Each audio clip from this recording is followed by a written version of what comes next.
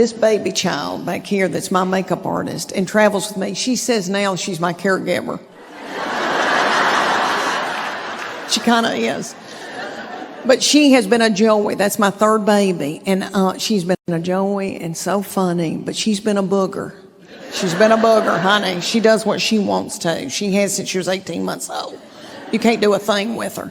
And we were skiing. She was probably 4 or 5 that year. And I bought her, a hot pink outfit from Leanne's End. I was so tickled. And everybody had gone off skiing. It was just me and her. And we were going in the little gondola up to the bunny slope. And it doesn't take long to get up there to that bunny slope.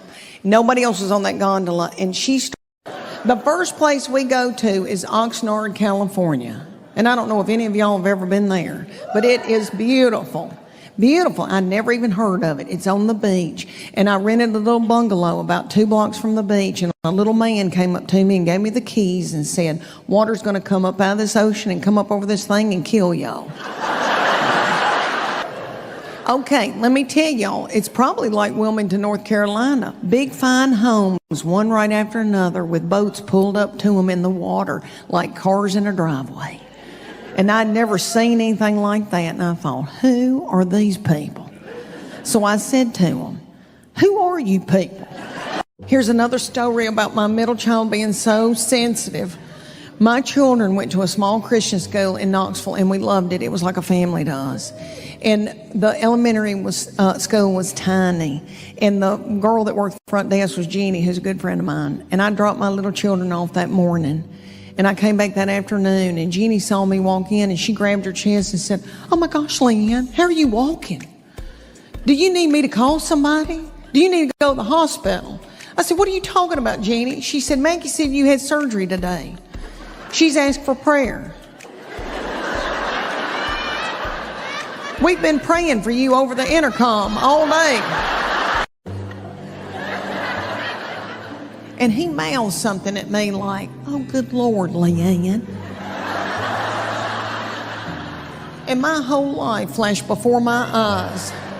I thought, he's in a drug cartel.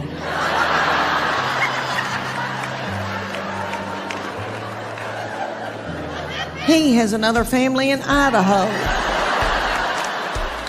I've always thought he had another family in Idaho because all of our married life, he has said, I told you that, and he hasn't. He thinks he's told me stuff, and he has not. And I've said, I've never heard that before in my life. By the end of that week, I was depleted. And then it was time to fly all the way back. Took another 12 hours to get back. We get into East Tennessee to our little airport, and we landed at midnight. And we had to drive up into East Tennessee where we were living. And I thought, if I could just put my hands on those babies and go to bed, everything's going to be all right. And but darn, if Chuck Morgan doesn't get pulled off by the police, I think he was going too fast. And what he ended up getting arrested for, it wasn't something bad, but we didn't know that. I think it was another ticket that he needed to pay. And we're on the side of the road, and the police car's in front of us, and I'm looking through the headlights at the police, and I'm thinking, this won't take long. We'll be out of here before you know it. I'll be home. So real quick, let's just recap some of J-Lo's men. We don't have time for all of them, but remember that little first one, the backup dancer? Remember him, Chris?